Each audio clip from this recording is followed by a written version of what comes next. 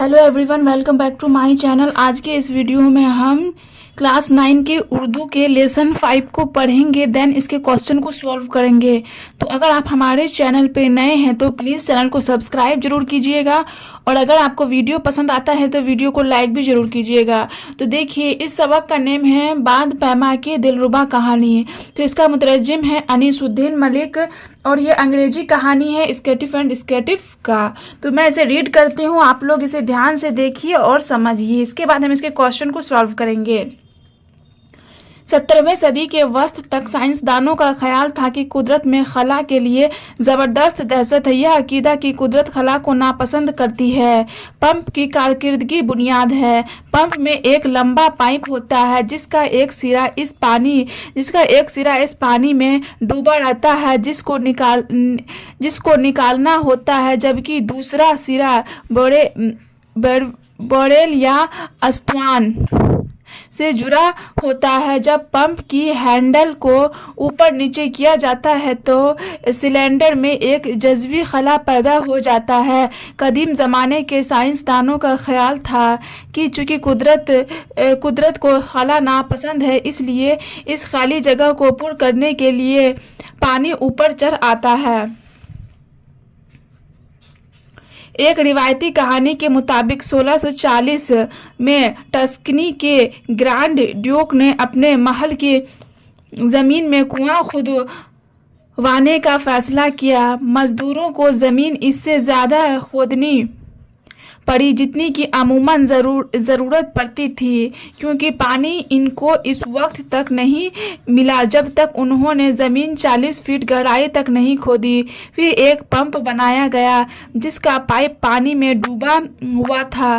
तब पानी ऊपर लाने की कोशिश की गई, लेकिन पानी ऊपर नहीं आया और सब लोग हैरत में पड़ गए। इन लोगों ने कई गुना ताकत से हैंडल को ऊपर नीचे किया, लेकिन कई बार की कड़ी मेहनत के बावजूद पानी ऊपर नहीं आया। तब लोगों ने ख्याल किया कि शायद पंप में कुछ नुक्स है, लेकिन गौर से देखने के बाद भी कुछ गड़बड़ मालूम नहीं हो सकी। ड्यूक को इस वाक़या की इत्तला दी गई, लेकिन वह भी मज़दूरों की तरह इसका सबब समझने में कासिर रहा। उस ज़माने में बहुत सी जी हैसियत लोग जैसे ड्यूक मशहूर साइंसदानों के सरपरस्त बन जाते थे, यानी वह इनको एक माकूल मुशाहिरा दिया करते थे ताकि वह अपनी रोज़ी दूसरे ज़राए से कमाने से सबकदोश होकर अपनी तमाम तर त्वजा साइंसी मालूमात पर लगा सके। पंप की वाक़या को नाकाम करने के कई बरस कबल गैलीलियो को ग्रांड ड्यूक का फ़िलासफ़र और गैर मामूली हिसाबदा मुकर्रर किया गया था। इसलिए इस मसला को हल करने के लिए ड्यूक इस तरफ रुजू हुआ।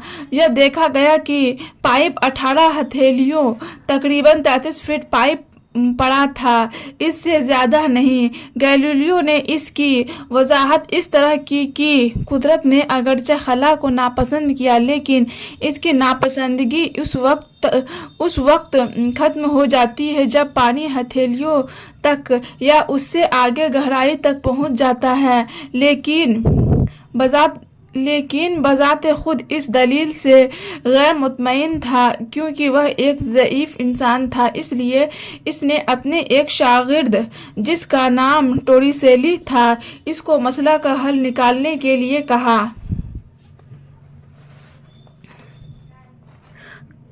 टोरिसेली ने अपना काम इस उसूल पर शुरू किया कि एक पंप एक भारी रकीक को इतनी ऊंचाई तक नहीं उठा सकता जितना कि एक हल्के रकीक को। इसलिए इसने पारे को उस मकसद के लिए इस्तेमाल करने का फैसला किया, क्योंकि पारा इसी हुजूम, आप अपने बुक में देख लीजिए क्या लिखा हुआ है, यहाँ थोड़ा मिटा हुआ है, ओके, के पानी से 13.5 गुना भारी होता है। इसलिए इसको उम्मीद थी कि पंप पारे को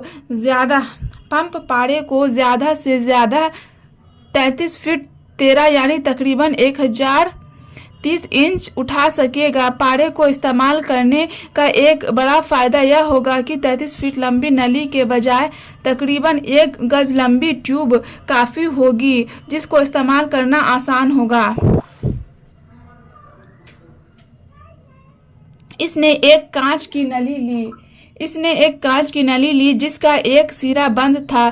पहले इसने ट्यूब को पूरी तरह पारे से भर लिया। इसके बाद खुले सिरे पर अपना अंगूठा लगाकर उसे बंद कर दिया और औंधा कर दिया और नली को पारे से भरे एक प्याले में डुबो दिया।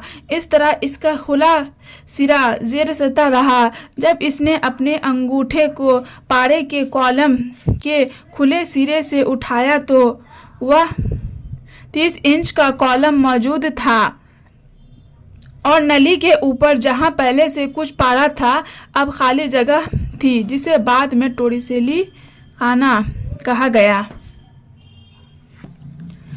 इस तजुर्बा के बहुत अरसा पहले गैलीलियो ने देखा था कि हवा में देगर अशिया की मानिंद वजन होता है जो मैं पारे की सतह पर काम कर रहा था। ट्यूब से पारे को गिरने से रोकने के लिए काम कर रहा है। जब ट्यूब में मौजूद पारे का वजन प्याले में मौजूद पारे की सतह पर मौजूद हो हवा के दबाव से मुतवाजिन हो जाता है तो ट्यूब में से प्याले में नीचे नहीं गिरता। टोरिसेली अब इस नतीजे पर पहुंच चुका था कि पंप की नाकामी की वजह वह शौक के साथ कर सकता था। इसने बताया कि कुएं में पानी के ऊपर मौजूद हवा का दबाव इतना है कि वह सिर्फ 13.5 गुना यानी 30 इंच गोया कि तकरीबन 3 फीट पानी पाइप के ऊपर भेज सकता है और इससे ज़्यादा ऊंचाई पर पहुंचाने की कुवत इसमें नहीं है। इस तजुर्बा से पंप की नाकामयाबी की वजह मालूम हो जाने के अलावा हवा के दबाव को नापने का तरीका भी दिखलाने का मौका मिला। जल्द ही टोरिसेली की पारे में उल्टी हुई नली बांध पैमा या बैरोमीटर के नाम से मशहूर हो गई और हम आज तक हवा के दबाव को इस तरह से बताते हैं कि यह पारे का इतना बड़ा कॉलम रोकेगा जो इंचों तक ऊंचाई दिखाता है। 1644 ईस्वी के आसपास यह हकीकत की हवा दबाव डालती है एक नौजवान फ्रांसीसी साइंसदान ब्लेस पास्कल के इल्म में आया जो कि राइन में रहता था। वह उस बयान पर गौर व फिक्र में डूब गया कि हम समुंदर के पेंदे में रहते हैं जिसमें बिलाशुबह वजन है। इसने ख्याल पेश किया कि अगर यह नज़रिया सही है तो जितनी कमी हमारे ऊपर हवा की होगी उतनी ही कमी हमारे ऊपर हवा के दबाव की होगी। इसलिए अगर यह बैरोमीटर ट्यूब यानी टोरिसेली का आला को ज़्यादा ऊंचाई तक ले जाया जाए, जैसे एक ऊंचे मीनार पर, ट्यूब में पारे के कॉलम की लंबाई कम हो जाना चाहिए। इसने फैसला किया कि गिरजाघर के मीनार पर ले जाकर देखा जाए कि बैरोमीटर के पारे के कॉलम की ऊंचाई में कमी बेशी होती है या नहीं। इसने मुशाहिदा किया कि मीनार इतना ऊंचा नहीं है कि वह कोई कतई नतीजा बरामद कर सके। इसलिए इसने अपने वतन के पहाड़ों में यह तजुर्बात करने का फैसला किया। वह क्लेरमाउंट देहात का रहने वाला था। यह देहात पेरिस से तकरीबन 200 मील जनूब में था। यह गांव एक पहाड़ प्योडी डोम के नशीब में वाक़या था। यह पहाड़ 3000 फीट ऊंचा है। पास्कल एक बीमार आदमी था। इसके डॉक्टरों ने मशवरा दिया कि वह सख्त मेहनती काम से परहेज करे। इसलिए इसने अपने साले को इसके लिए तैयार किया ताकि यह तजुर्बा वह अपने बजाय अपने साले से करा सके। साले का नाम एम्प्रेयर था जो क्लेरमाउंट में रहता था। 19 सितंबर 1648 ईस्वी को प्योडी डोम पहाड़ की चोटी को सुबह 5 बजे बादलों के पार देखा जा सकता था। इसलिए मोसियो पेरियर ने इस दिन तजुर्बा करने का फैसला किया। इसने अपने दोस्तों को जमा किया और 8 बजे सुबह तक 5 आदमी जमा हो गए जो कि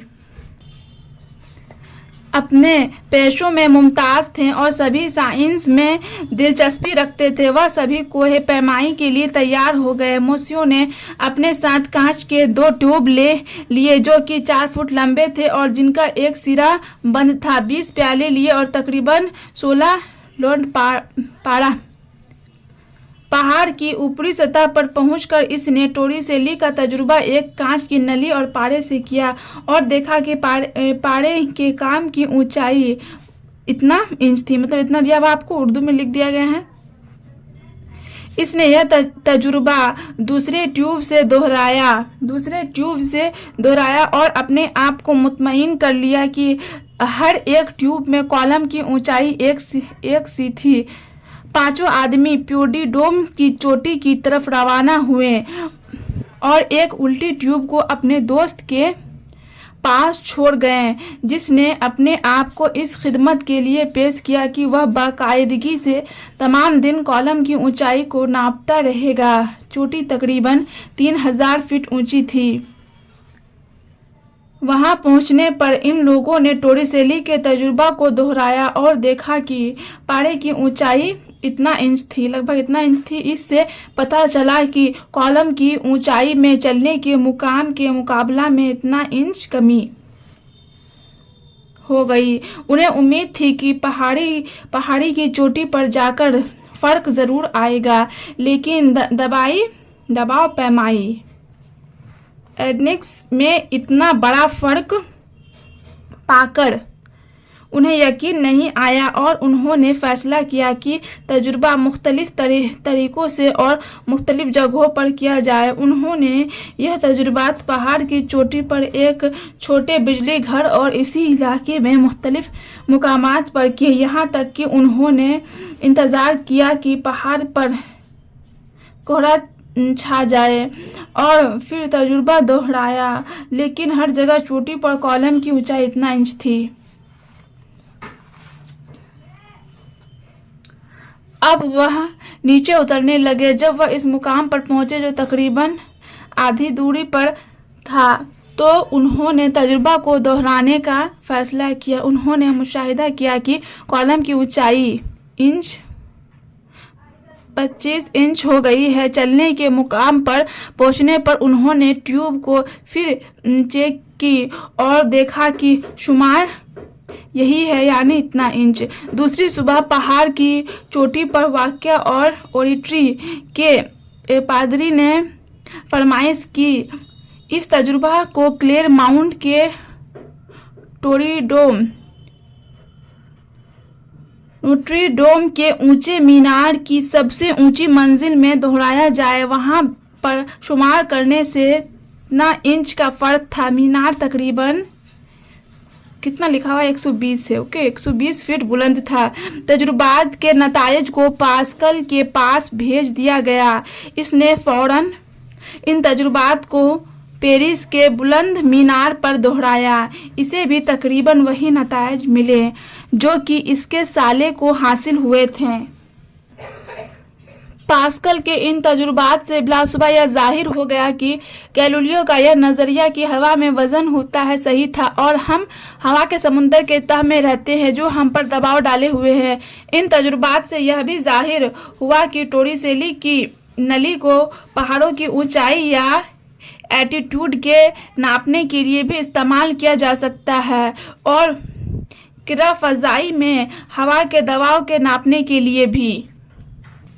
तो चलिए हम इसके माने को देखते हैं। लफ्ज़ माने: दिलरुबा, दिल को मोहने वाले, खला, खाली, मुकाम, दहशत, घबराहट, अकीदा, पुख्ता ख्याल, सिरा, किनारा, जजू, टुकड़ा, पुर करना, भरना, ड्योक, नवाब। पादरी, ईसाई मजहब का आलिम, अमूमन आम तौर से फिट, दूरी या गहराई नापने की इकाई।